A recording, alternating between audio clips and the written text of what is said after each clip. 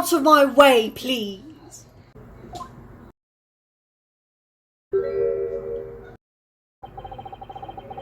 Is this picture postcard English, gentlemen?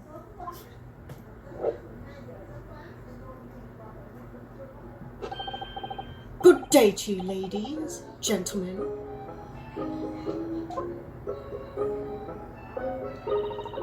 What's your problem, eh? There is no problem as long as you remove yourself. I have a matter to discuss with the proprietor.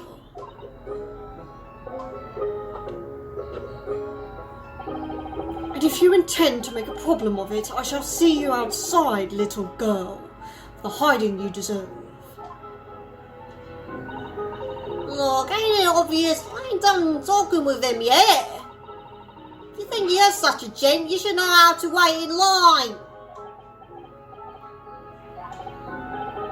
Well, you are an impudent little brat, aren't you? As well as a pickpocket. Who are you? How do you know who I am? The question is, how do you not know who I am? You haven't the courtesy even to remember the faces of your victims, it seems. What? You mean like, from you? Broker! Yes, sir!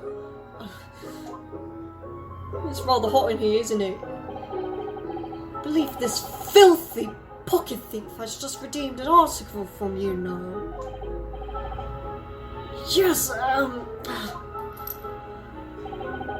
article in question belongs to me. I demand for it to be returned at once. Oh my! Now that's a lie. What are you trying to pull?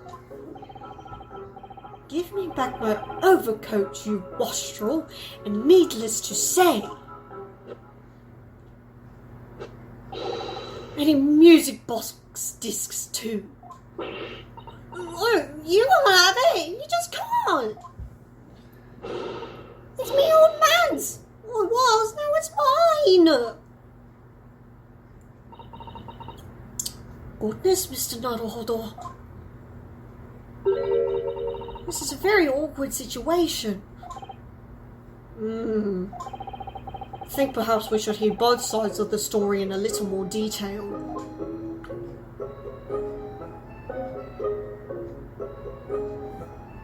What's your side, love? The gentleman's accusation? Miss Lestrade, is what the gentleman is saying... What do you think? It's all lies, isn't it? Obviously.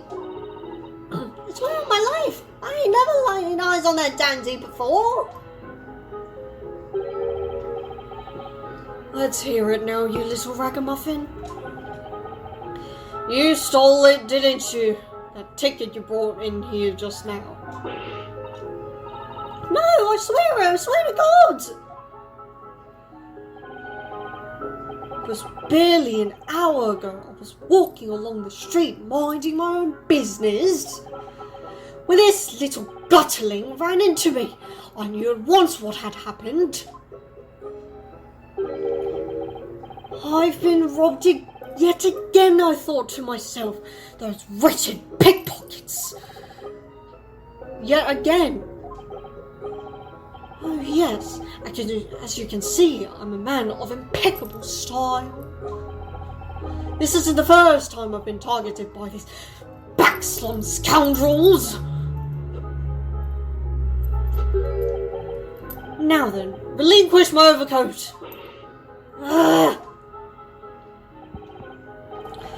Come along now, Miss Lestrade. Give the good gentleman his coat back. If you're going to cause trouble, I shall have no choice but to call the police. Hold on, what's everyone think it's me? Just look at this dandy cub. You think I'm the dodgy one? I'm sorry, but no one's going to believe you. What about evidence? Yeah. Where's your evidence? claims I've stolen something, eh? Go on, let's see it. Oh, I have evidence, naturally. You what?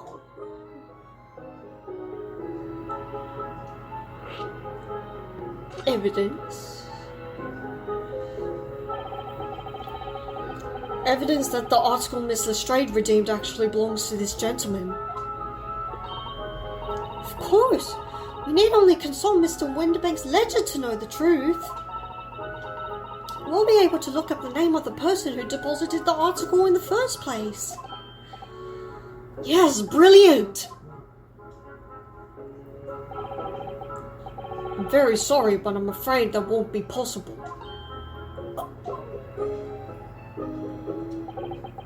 I never ask customers' names. That's a strict policy of mine. Why not? Well now, as you can imagine, some of my customers have circumstances to consider. A great many of them prefer to maintain their anonymity. I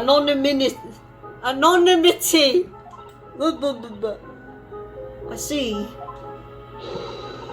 Well, then how do you know if an article belongs to the person asking to redeem it? Oh, it's quite simple. Good sir. Might I trouble you for the watchword associated with the article in question? Of course, it's Professor. Yes, that's right. And all the evidence we need. This gentleman is the rightful owner of the article, without doubt. A watchword. Interesting.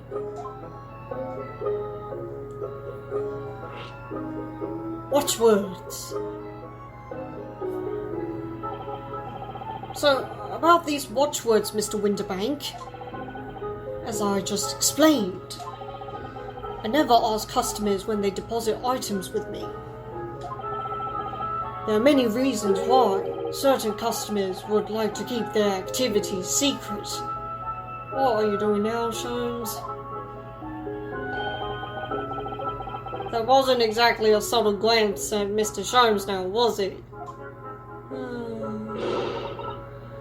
Great detectives have no dark secrets, none at all! Yes, well, anyway, that's why I always ask for a watchword whenever I accept a new article. In many ways, it's like the secret combination of numbers used to unlock a vault. The date of a deposit, a description, and watchword uniquely identify each item. And of course, then I give the storage ticket to the customer. When someone comes to redeem something, I ask for the ticket and the watchword. And if that someone tells you the correct watchword, you return the article. That's right, sir, yes. Just as soon as the requisite fee is paid. But I have supplied you with the information you require already, but for the avoidance of doubt. The article in question is an overcoat, deposited 2 months ago on 15th of February. With the watchword of Professor. All perfectly correct information, sir. Wow! Really, this is beyond a joke now. There's no further room for doubt.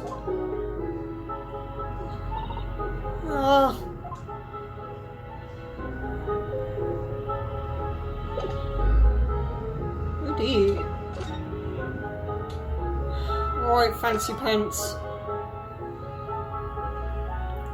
Picture postcard, gentlemen. Who are you? Excuse me, but who are you? Still got question marks. One would expect the inquirer to introduce himself first. Though clearly you are not British, so perhaps our ways are foreign to you. Sorry, yes, we're from the Empire of Japan. We're studying here. Oh yes, Japan. I've heard talk of the place.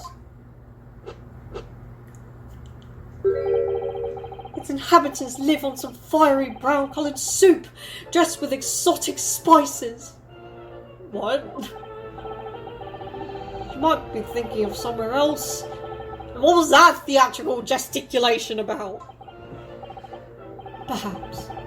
Anyway, if you are a gentleman, sir, you offer your own name first before inquiring after the name of another.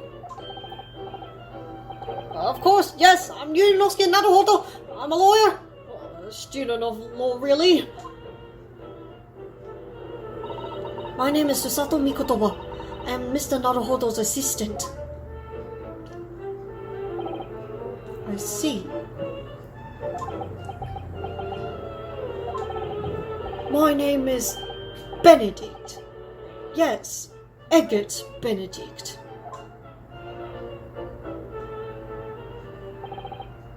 Enchanté. So refined in how he holds himself and how he speaks. That name is suspicious.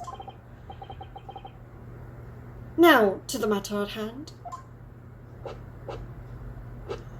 My overcoat! Return it at once! To someone with the style to carry it off!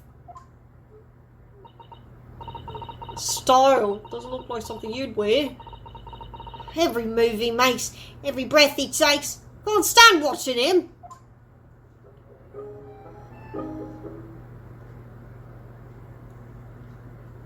Ew.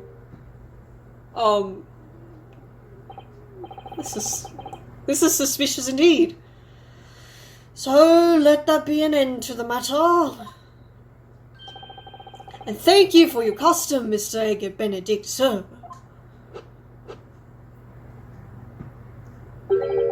With such reasonable rates of interest, I may even decide to come back.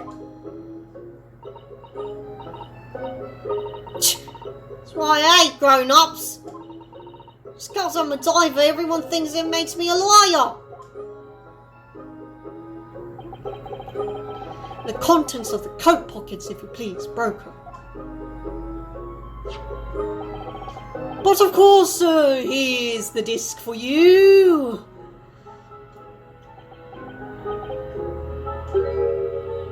Just this one. Pardon, sir. I was expecting another. That is, I deposited another. Another disc. Oh dear. I regret to inform you, sir, that what was deposited with me was merely the overcoat. The disc happened to be in one of the pockets, but I was completely unaware of it until now. So, guttily, you're hiding more of what's rightfully mine, are you? Suzuha! I know nothing about it!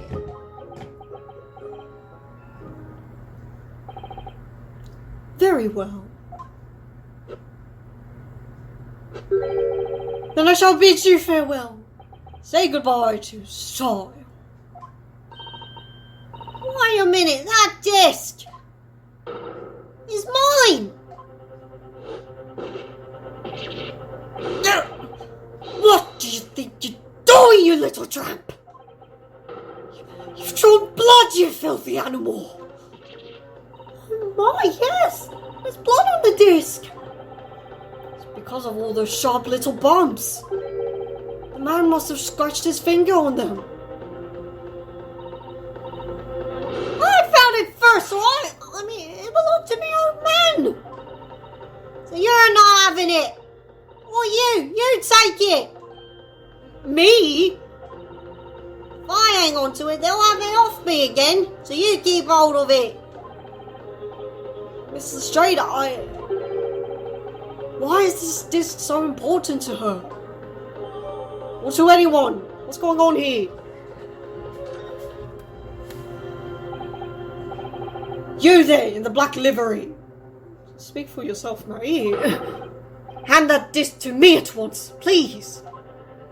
No, don't! He's lying! Grown-ups are all fires! What do I do now? How am I going to resolve this? Well, this is truly middle ground I am. Oh dear.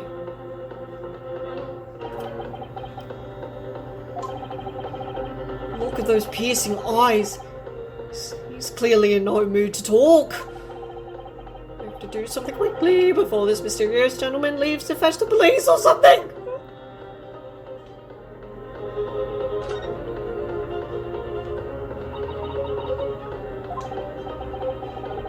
Wow, Mr. Straight is really looking daggers at that mysterious gentleman.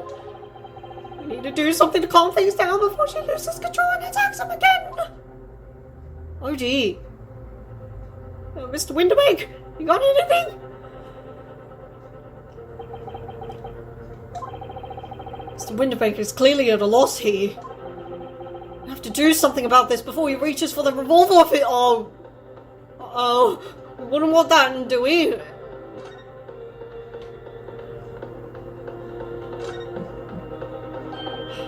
Mr. Sholmes, what are you examining with such keen interest there?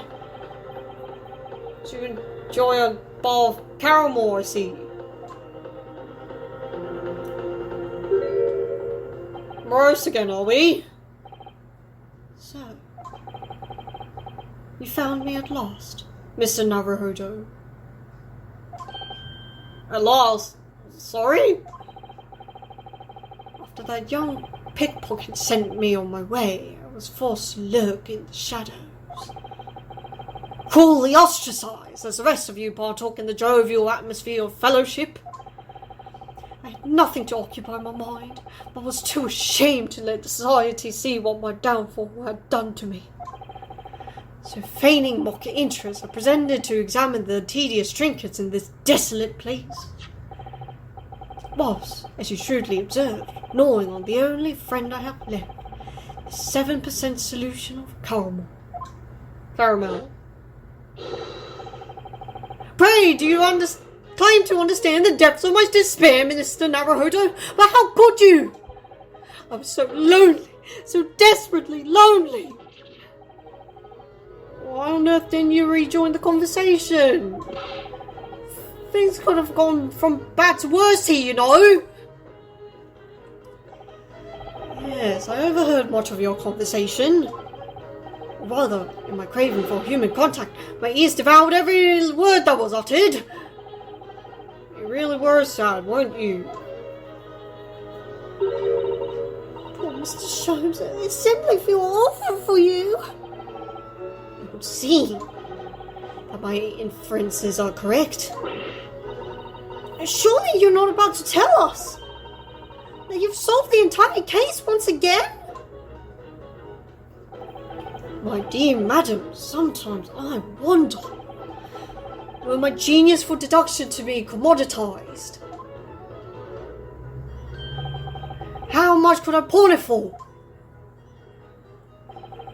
It seems Mr. Sholmes has had another of his flashes of inspiration. But who knows if it will help resolve the situation between Mr. Straight and the mysterious gentleman. It's the right thing to do here. What happens when we say we leave it?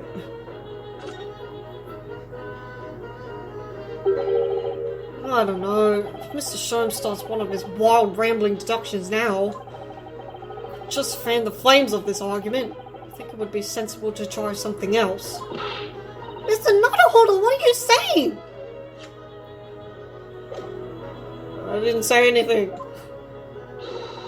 The great detective has made one of his great deductions. He's sure to cut straight to the heart of the matter. That's what I'm worried about. We don't need any more cuts around here. Dear me, you seem decidedly agitated. Clearly, I shall have to take the reins. Yes, please do, Mr. Sholmes. Looks like we're going to hear this deduction whether I like it or not.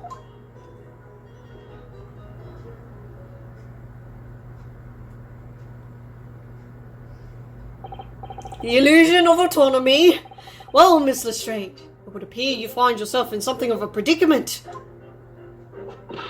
Where the blue blazes have you been, huh?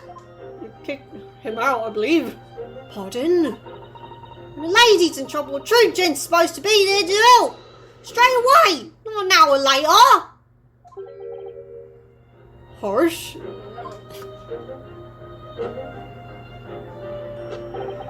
And who, pray tell, are you?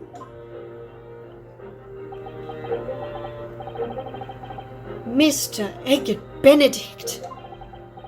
You have, in my eyes, a veritably encyclopedic array of curiosities about your person.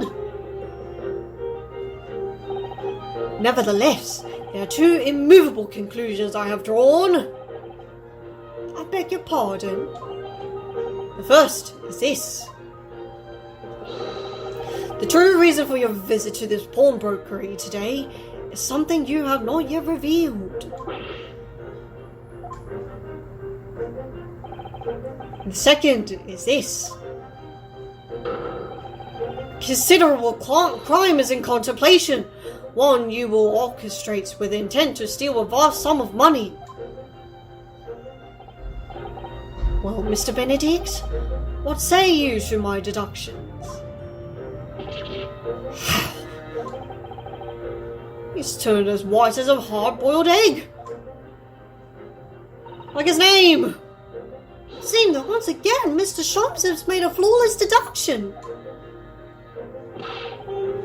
Just who do you think you are, sir? Ah, yes, as I hoped. That is precisely the pained expression I was looking for.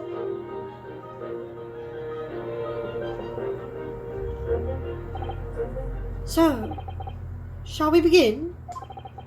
The time has come for yet another Sherlock Holmes' logic and reasoning spectacular! The game is afoot once more. Mystery Man's A. First of all, we must ask ourselves on what business you ventured to this pawnbrokery today. You claim to have followed this pickpocketing, having had the redemption ticket stolen from you on the street. But that is most certainly a lie. The real truth is something quite different. As revealed by that which you hold in your hand. Yes, what brought you to this shop in the first place is a staff recruitment flyer. The piece of paper in your hand is a staff wanted advertisement from this very shop. Yet even the most unobservant would soon realize that a man of your appearance has no need for such employ. In other words, there is some ulterior motive for your actions. The cane which you unwittingly clutch in your person exhibits an incontrovertible contradiction. What a rot! I've had this cane for years! The contradiction of which I speak is, of course, the missing ferrule.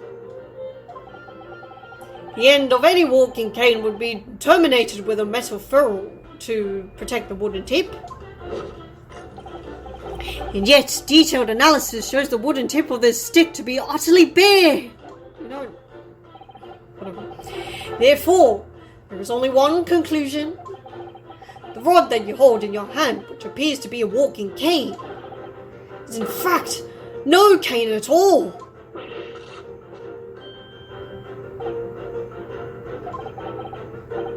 You recoil, sir. Is something wrong? Well, And in your recoiling, you inadvertently facilitate the answer of the next conundrum to present itself. Namely, what is the truth behind this rod you bear? What is it? Yes, your reaction betrays the truth. The handle, which you evidently would like to conceal, is the key to understanding this riddle you see. From the moment I saw it, my suspicions were aroused. What walking cane demands such a stout handle, mused I. But of course, as I said, this is no walking cane. No, that rod.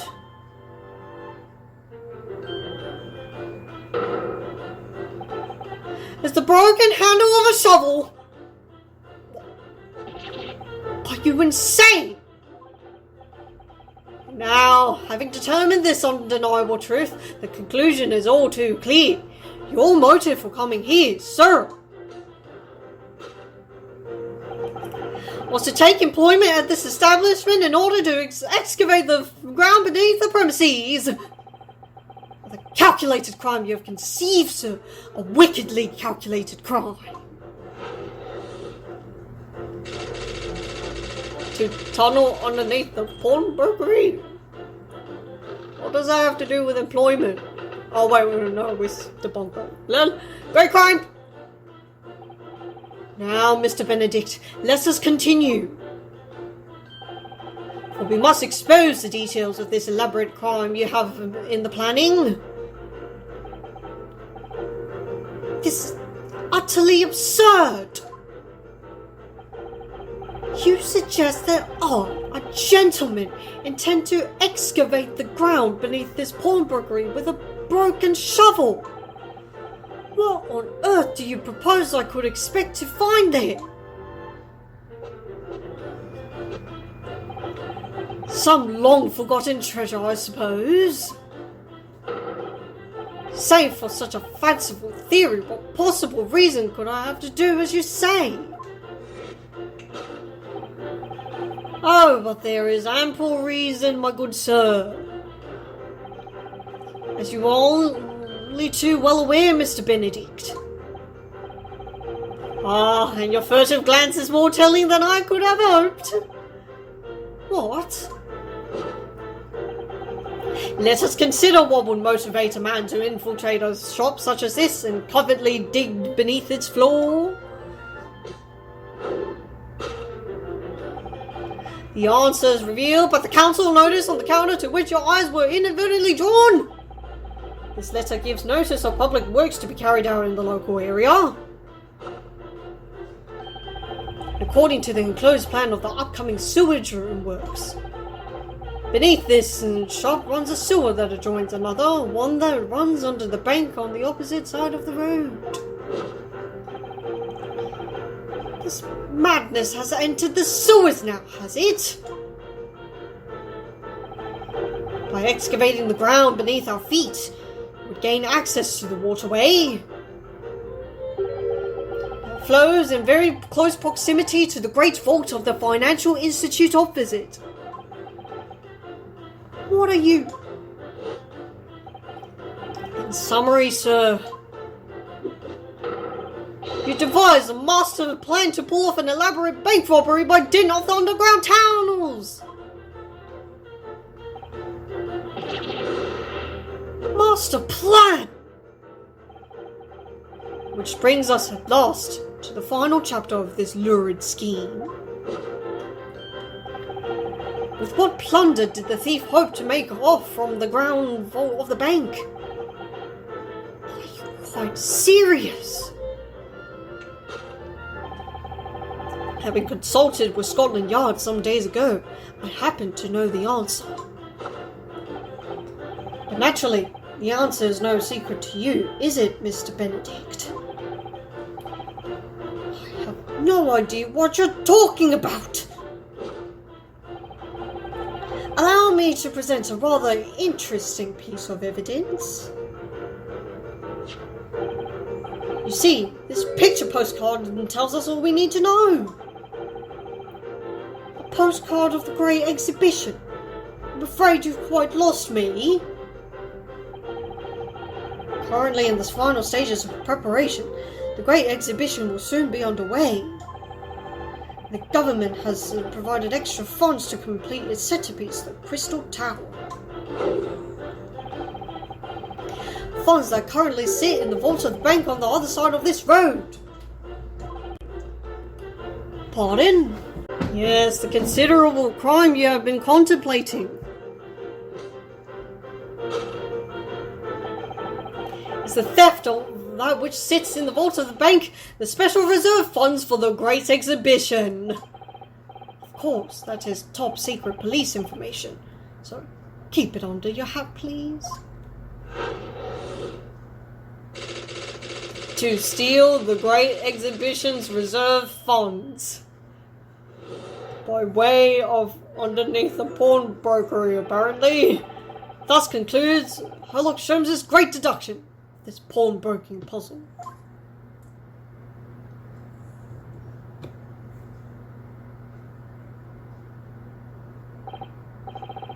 Mr. Sholmes?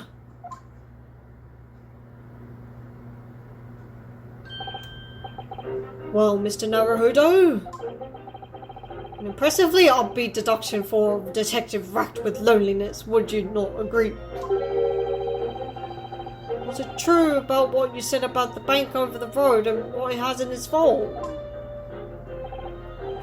Indeed, though few know of its existence, it is one of the government's most closely guarded secrets that you just divulged to us. Gregson told me in the strictest confidence. You just announced it to everyone here, rather loudly in fact. And if it's such a big secret, how would Mr. Benedict have come to find out about it? There can be but one explanation for that. Clearly it is because the man is a criminal! What if he didn't know anything about the money in the vault? If he's a criminal, as you said, then buying a brand new shovel is sure to be the first thing he does now that you've revealed the secret. Or if he doesn't, maybe Mr. Winterbank will. He already has plenty of shovels here after all. Oh my life, are you sure you're not so unscrupulous? Well, hopefully this has taught you a valuable lesson. Sensitive information must be handled with the utmost of care. One can never be sure that someone privy to secrets won't disclose them. And once the word is out, it's out! Perhaps I'll think twice before confiding in you next time, Mr. Sholmes. An excellent idea, Mr. Naruhodo. An excellent idea.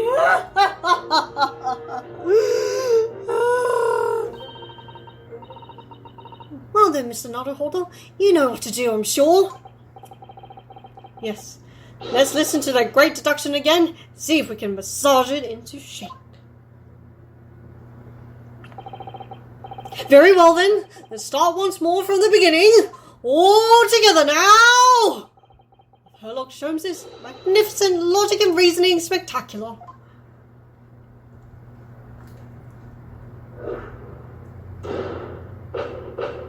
Hold it, Mr. Sholmes.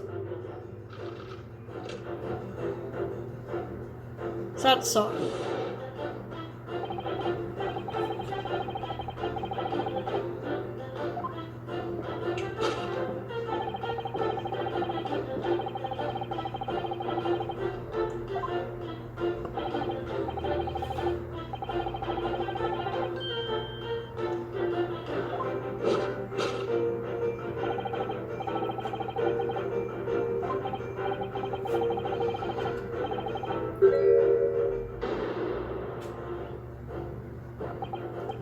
So, by Mr. Sholmes' reasoning, Mr. Benedict came here in order to apply for a job so he could dig down through the floor.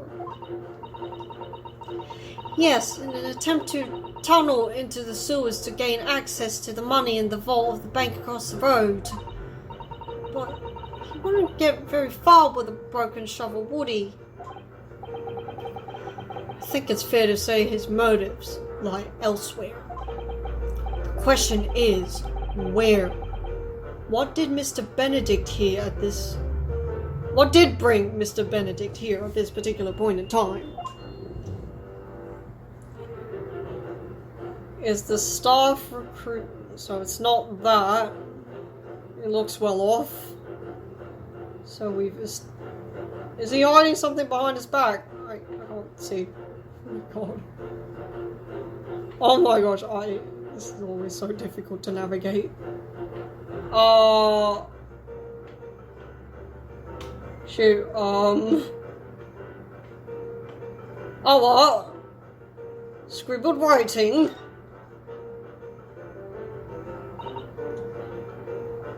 Oh. Look at all the scribbled notes on the back of the flyer here. I don't believe it. What is it? Listen to what it says. Name, Gina Lestrade. Height, 5'2". Green cap.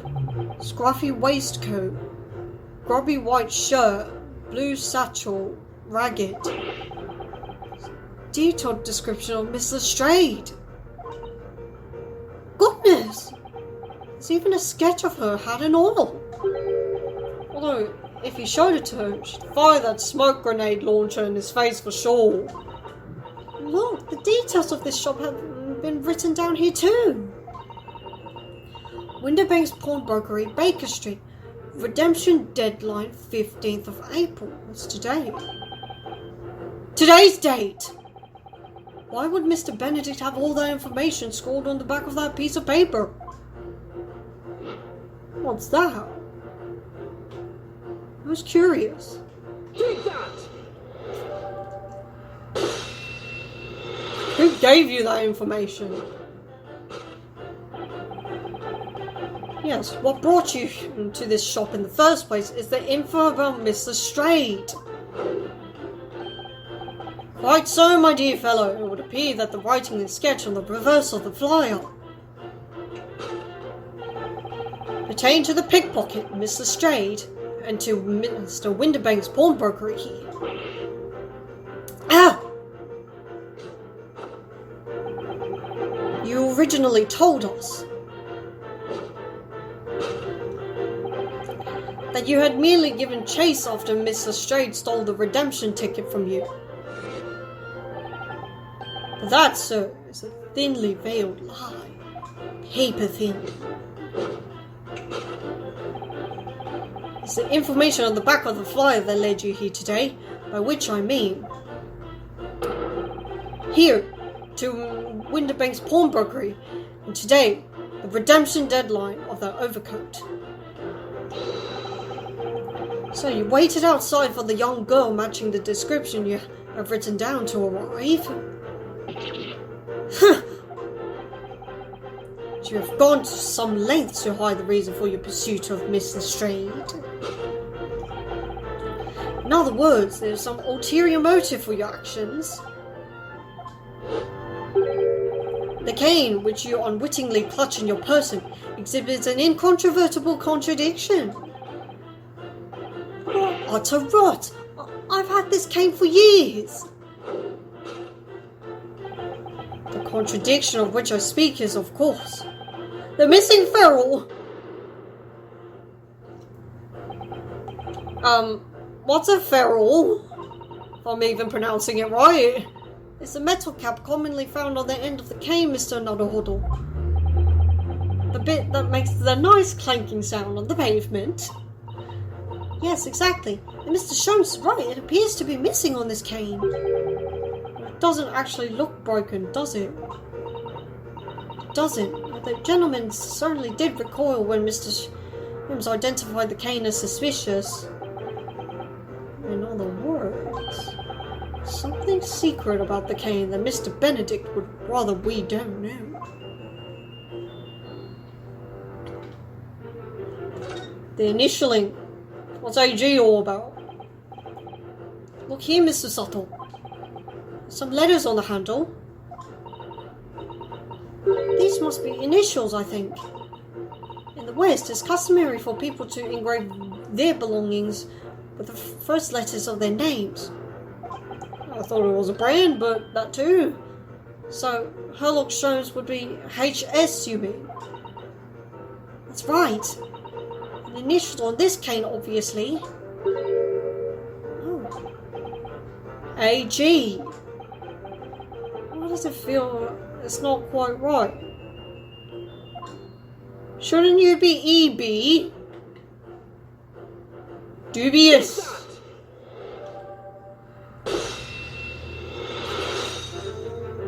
The wrong end of the stick. The contradiction of which I speak is, of course, the initialing. A most astute observation, wouldn't you say, Mr. Eggert Benedict? Did you steal it? We are led to believe, sir, that your initials are EB. Yet in the most possessive manner, you have in your grasp a cane bearing the initials AG. An incontrovertible contradiction indeed, would you not agree? You're wrong! Cane isn't... You said before that you've had that cane for years. Oh, or if we are to take that as truth. So don't try to tell us that you just borrowed it from a friend or found it in the park. In short, though you hold yourself to be a gentleman, you have withheld your true name.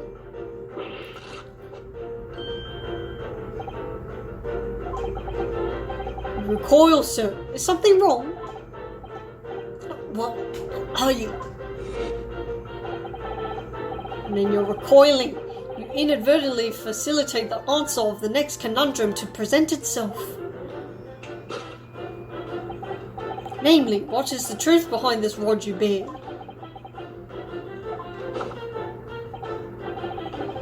Yes, your reaction betrays the truth, I'm afraid. The handle, which you evidently would like to conceal, is the key to understanding this riddle you see. Let's consider the bare bones of what's happened here. Mr. Lestrade redeemed that fine-looking overcoat.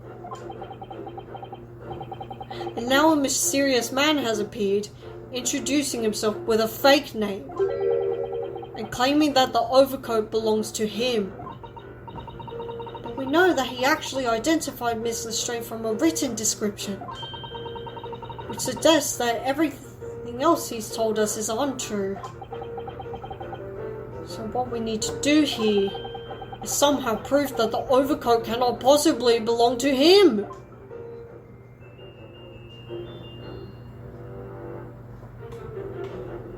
We did hear a sound, didn't we?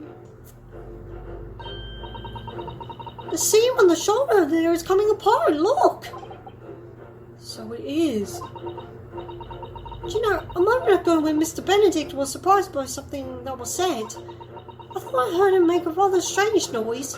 It sounded a bit like a tiny growl. But now I think it was probably the sound of this seam ripping open. If you look closely, it does seem to be a very tight fit. The sleeves are stretched to bursting and wouldn't have a hope of fastening it at the front. If he were to run around in it, I'm sure the whole thing would fall apart. That I'd like to see. Sorry? So how can we make Mr. Benedict run around? She's really giving this some thought. That's wild. Love it! Take that! You're hiding this?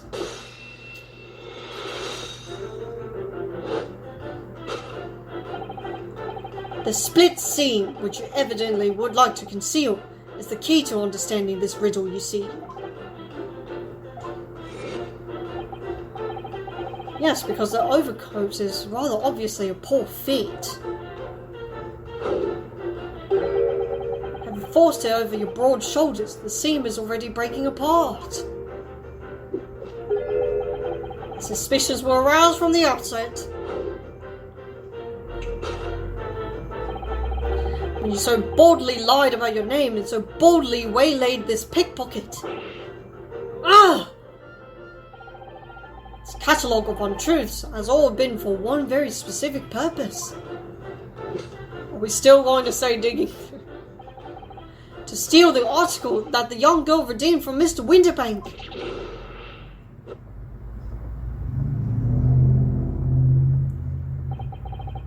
what really irks me is this. The considerable crime I initially imagined has been considerably curtailed.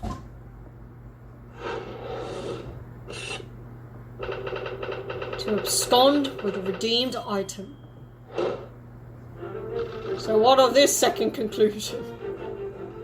Surely that doesn't hold up very well now.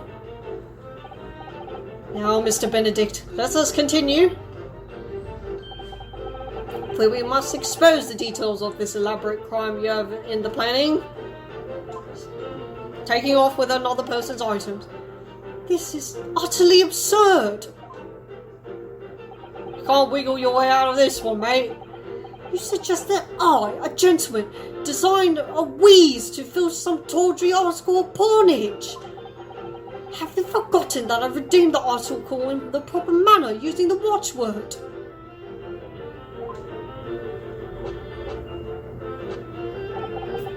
Had I not been the one to deposit it in the first place, how could I possibly have known the relevant details, n'est-ce pas? Okay, but you've got like a lot of details. Like Gina's height and stuff. Oh, but the watchword can be discovered. Really? As you are only too well aware, Mr. Benedict! And your furtive glance is more telling than I could have hoped. What? Let us consider how one might come to learn a secret watchword relating to the pawn property of another.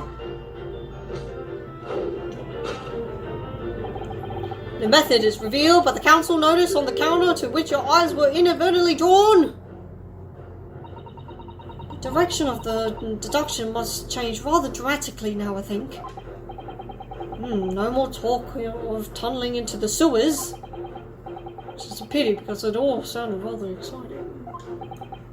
Maybe we might hear it in another Sholmes tale. Anyway, can't deny that this mysterious gentleman did know the watchword. Professor, if you didn't know that word, Mr. Winterbank would never allow you to redeem the article. Or looking at another way, if you did know that word, Mr. Winterbank would allow you to redeem the article whether it was yours or not.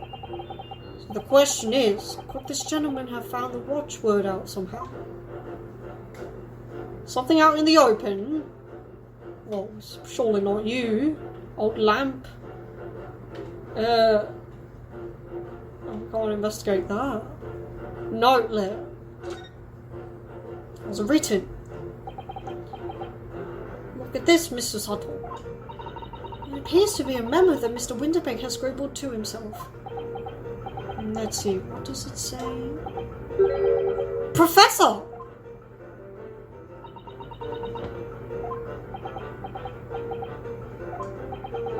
Mr. Winterbank must have made a note of the watchwords his customers give him right before their eyes. And in alarmingly clear script as well. Oh dear, I don't know where to look. Who knows what other secrets I might see? Uh-oh. Clearly written. Take that! Might want to be a bit more careful about it, Mr. Winterbank. The method is revealed by the notelet on the counter to which your eyes were inadvertently drawn.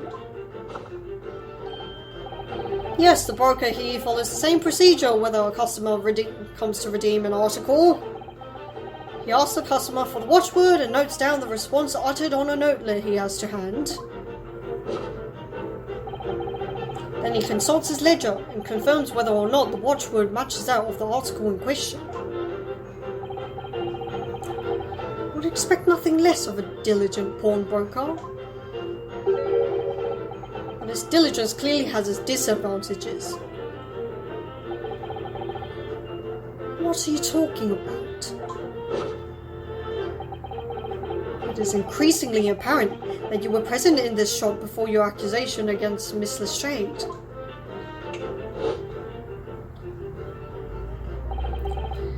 In all likelihood, you followed her inside and then observed her talking to Mr. Winterbank. When the diligent broker made a note of the watchword, as is his common practice, you observed him writing the word Professor on the notelet beside the ledger.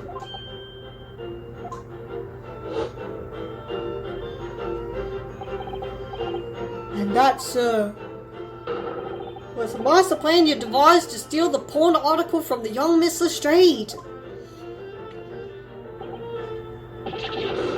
Master plan!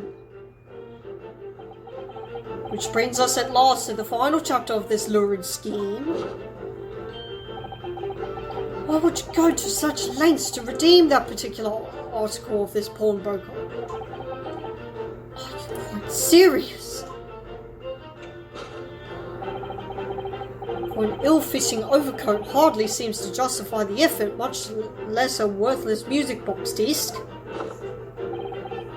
But naturally, you have a very good reason to make them yours, didn't you, Mr. Benedict? I have no idea what you're talking about. Allow me to present a rather interesting piece of evidence. You see, this picture postcard tells us what we need to know. Postcard, sorry. The articles we're talking about are the overcoat and the music box disc that was in one of the pockets, which according to Mr. Winterbank isn't even worth a penny. And yet this man went to such lengths to steal them. Why? I wonder if perhaps we already have the evidence we need to explain it, Mr. Naruhodo. Could we? Really?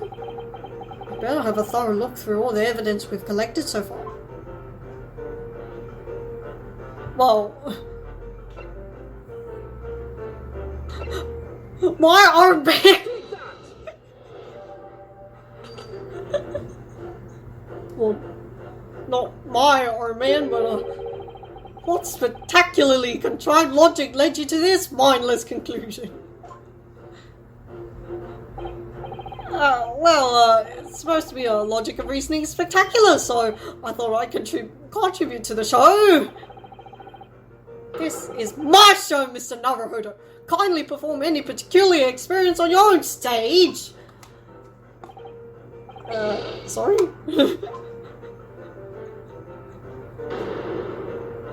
Well, it can only be one other thing then.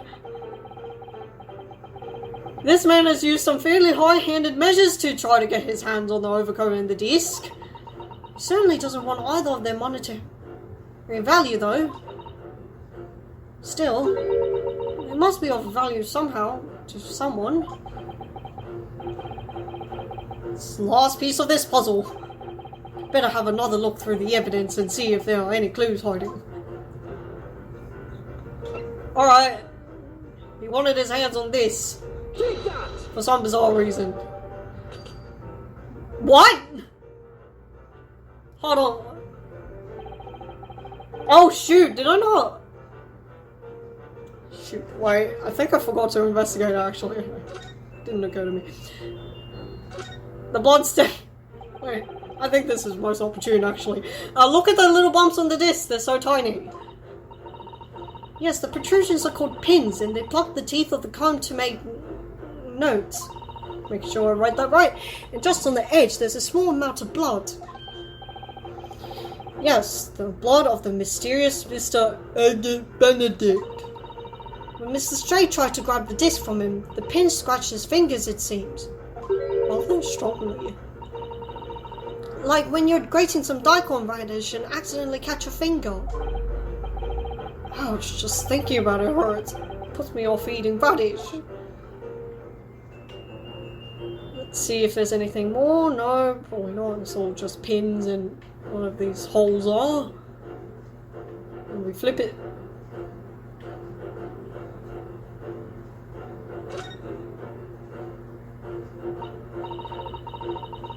There's a little scrap of paper stuck on the reverse side of the disc, look!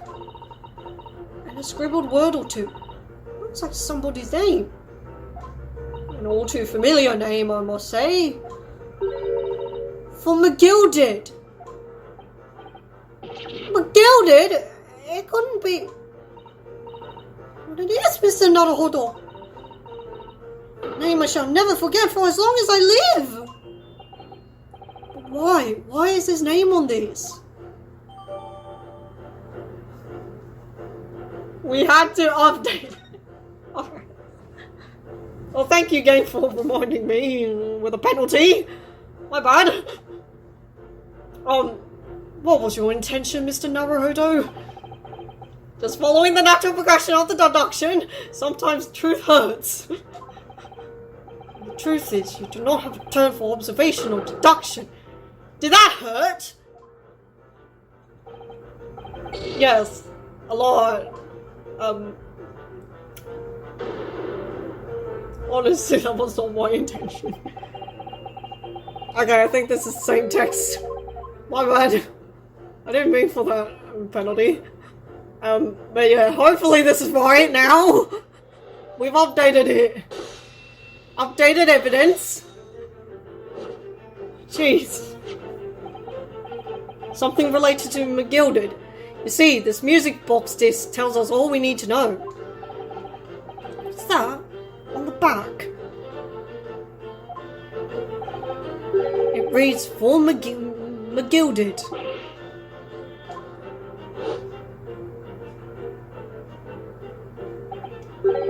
Ah, Mr. Magnus McGilded.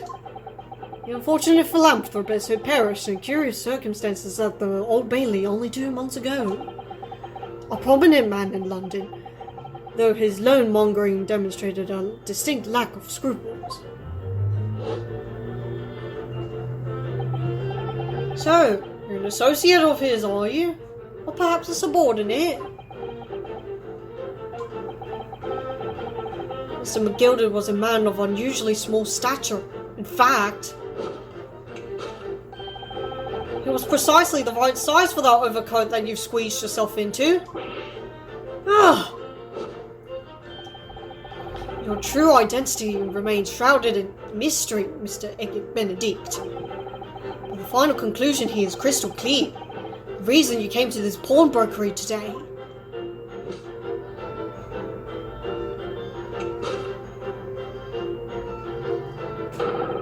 was to retrieve an article left behind by the late Magnus McGilded. Ah!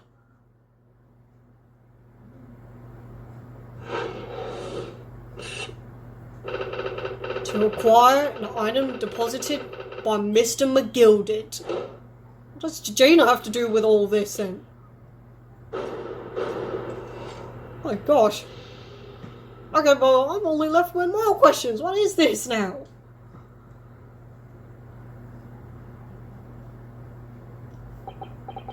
Well, Mr. Magnus McGilded.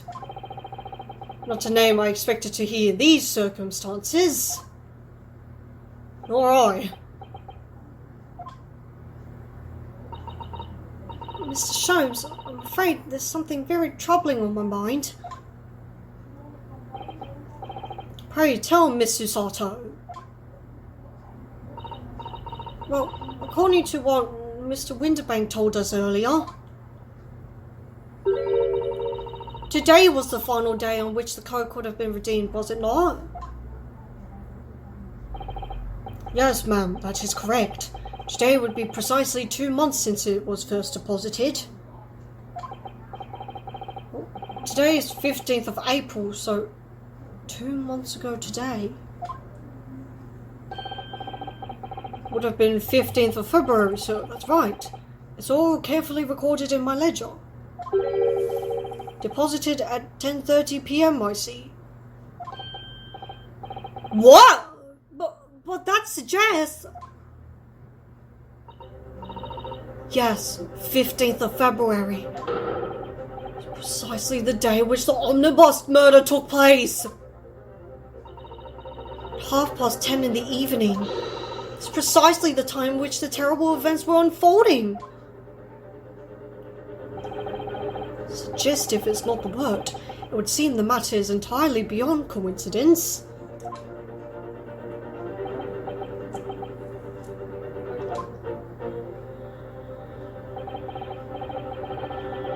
You are, of course, at liberty to make whatever outlandish deductions you choose. However... Oh my god! I must insist you hand over the music box disc now. It would be a terrible shame for you to return to your native land in a box. You can't... What did I do? Absolutely not. I mean, I don't want to get shot, but like, this is dubious. Oh. No! There's some things a man must protect at all costs. This may well be one of those things. Then again, it may not. Mr. Winterbank! This is my shop. I can't allow any harm to come to my customers. If that were to happen... This is not effective, sir! I shall have to take my own life! Mr. Winterbank, no! Alright, that's enough.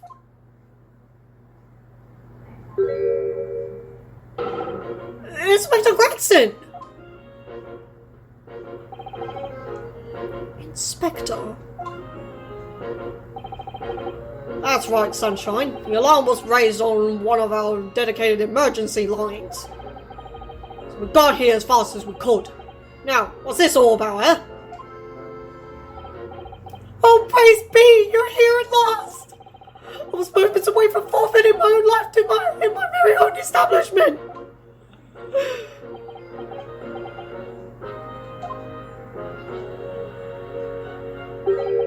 It would seem you have the upper hand.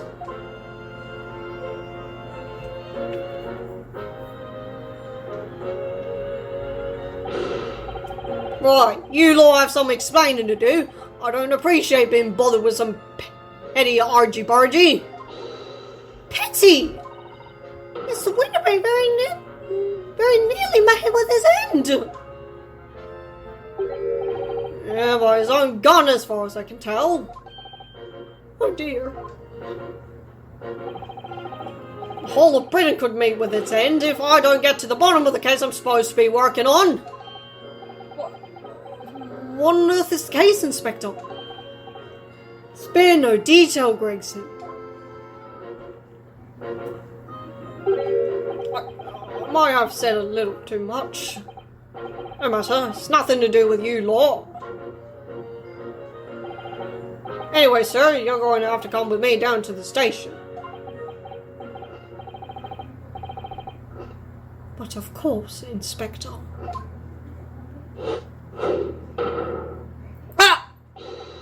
He's getting away! Get after him, lads! Whistle the B officer too! Sir!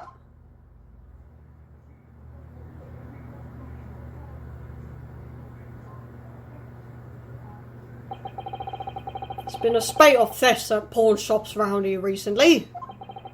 So we fitted emergency buttons underneath the counters for brokers to let us know when there's trouble. Oh, Inspector, I was very worried there for a while. Very worried indeed. Now then, Mr. Permanently in mourning. Me? I'll be taking that whatever is McGilda's down to the yard, thank you very much. So hand it over.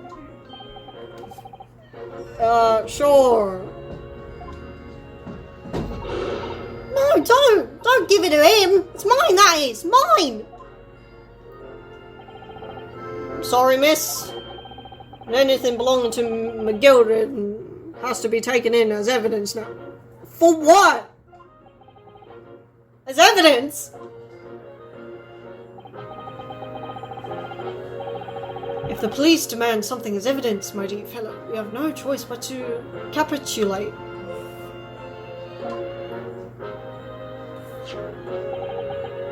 It's all yours, Inspector.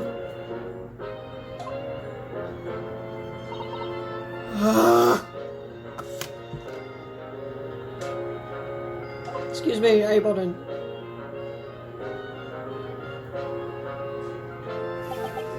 And so, we handed Mr. McGilda's disc over to Inspector Gregson. and were summarily turfed out of the shop and onto the street.